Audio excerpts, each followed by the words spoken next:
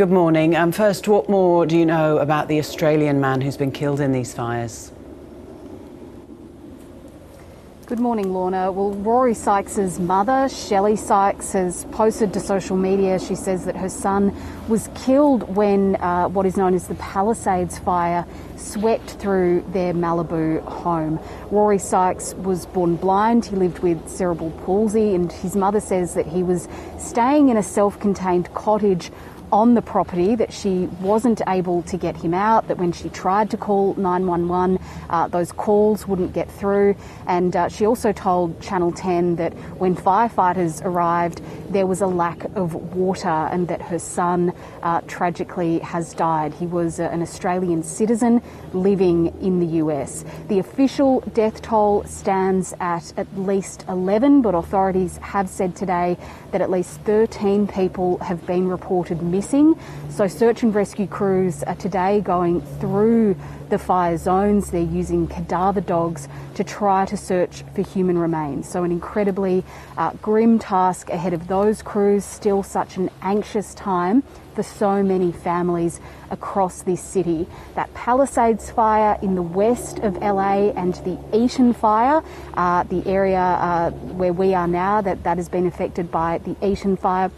Firefighters are still struggling to contain those blazes. They have made some more progress, but as we spoke about yesterday, that progress is pretty slow going, and authorities are now worried, as you heard from that clip there, about the weather conditions over the coming days, that those Santa Ana winds, those ferociously strong winds that fueled these fires in the first place, that they are forecast in the days ahead, and that this threat still, days into this disaster, appears still far from over. Jade, what questions are being asked there about how these fires are being managed? Well, as we've been talking about for days now, but it's kind of hard to overemphasise it, the scale of the damage here is just so extraordinary. We've been spending time here where the Eaton fire has affected communities. We've been at the Palisades fire.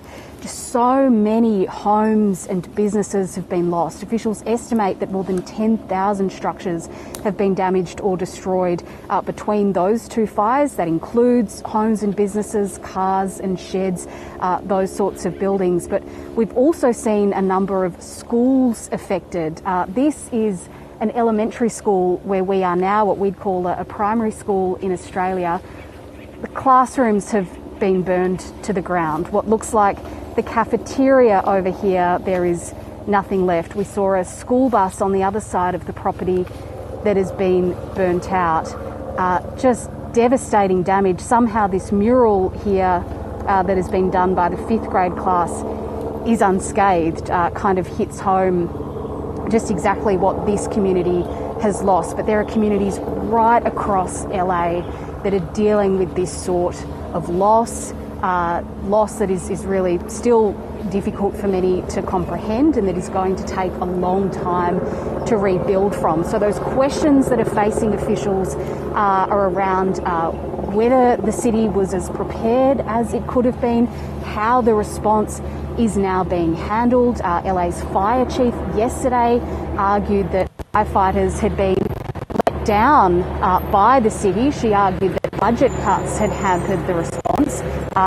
There were reports that she had been fired. The Mayor's office says that they are untrue, and she did appear alongside the Mayor at a press conference today, and they insisted that they were on the same page. But the Governor, Gavin Newsom, has also ordered a review of that issue with the fire hydrants, why a lack of water pressure meant that fire hydrants were out of action in some areas, at the same time that aerial support couldn't be provided, that water bombers couldn't go up in the air because of those strong winds. So a lot of questions, a lot of frustration in these communities. There is a community meeting scheduled for later today, so you'd expect that some of those questions, demands for answers would be raised there.